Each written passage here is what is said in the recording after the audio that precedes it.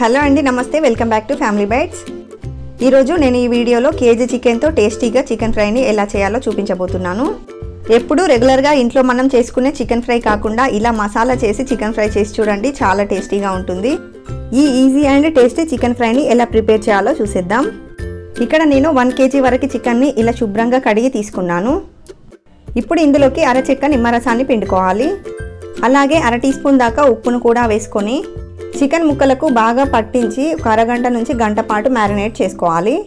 ఇప్పుడు ఈ కర్రీలోకి మనం మసాలాని ప్రిపేర్ చేసుకుందాము. దానికోసం ఒక ప్యాన్లోకి 2 టీ స్పూన్ల ధనియాలు వేసుకోండి, 1 టీ స్పూన్ మిరియాలు, 1 టీ స్పూన్ జీలకర్ర, 2 ఇంచుల దాల్చిన చెక్కని 6-7 లవంగాలు వేసుకోండి, 4 యాలకులు, 1 స్టార్ అనైస్ వేసుకొని లో ఫ్లేమ్లో 1 నిమిషం పాటు ఫ్రై చేసుకోవాలి.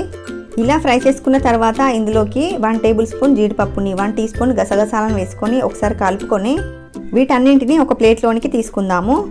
ఇవి చల్లారిన తర్వాత ఒక మిక్సీ జార్లోకి వేసుకొని నీళ్ళని వేసి మెత్తగా గ్రైండ్ చేసుకోవాలి. ఇలా గ్రైండ్ చేసుకున్న పేస్ట్ని ఒక బౌల్లోకి వేసుకుందాము. చూడండి, ఇలా మెత్తగా గ్రైండ్ చేసుకొని రెడీగా పక్కన పెట్టుకోండి.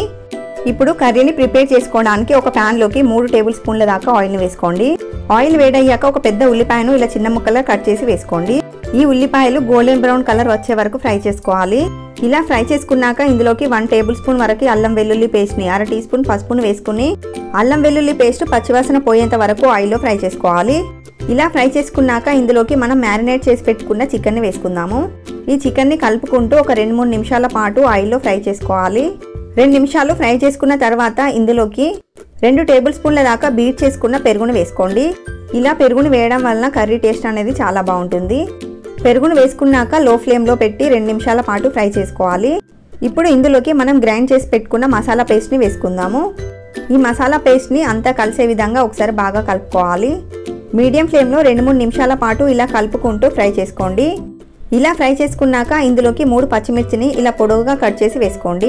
అలాగే ఒక రెమ్మ కరివేపాకుని, 2 టేబుల్ స్పూన్ల పుదీనాని, 1 టేబుల్ స్పూన్ జీడిపప్పును వేసుకోండి. తినేటప్పుడు బాగుంటుందన్నమాట. వీటన్నింటినీ కలుపుకుంటూ మీడియం ఫ్లేమ్లో ఫ్రై చేసుకోవాలి.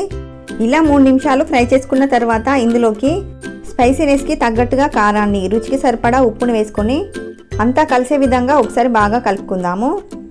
మధ్య మధ్యలో కలుపుకుంటూ ముక్క సాఫ్ట్గా అయ్యేంత వరకు మీడియం ఫ్లేమ్లో పెట్టుకొని ఫ్రై చేసుకోవాలి.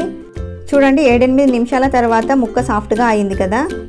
మీకు ఈ కర్రీ గ్రేవీగా ఉండాలనుకుంటే ఈ స్టేజ్లోనే స్టవ్ ఆఫ్ చేసి తీసుకోండి. డ్రైగా ఉండాలంటే మరో 2 నిమిషాలు ఫ్రై చేస్తే సరిపోతుంది. ఇప్పుడు ఇందులోకి 2 టేబుల్ స్పూన్ల దాకా కొత్తిమీరని వేసుకొని ఇప్పుడు అంతా ఒకసారి బాగా కలుపుకొని సర్వ్ చేసుకుంటే చాలా అరోమాటిక్గా గుమగుమలాడుతూ చికెన్ ఫ్రై అయితే రెడీ అయిపోయింది. ఎప్పుడూ ఒకేలాగా కాకుండా వీకెండ్స్కి లేదా స్పెషల్ అకేషన్స్కి ఇలా ఒకసారి ట్రై చేసి చూడండి. ట్రై చేసి మీ ఫ్రెండ్స్ అండ్ ఫ్యామిలీ మెంబర్స్తో షేర్ చేసుకోండి.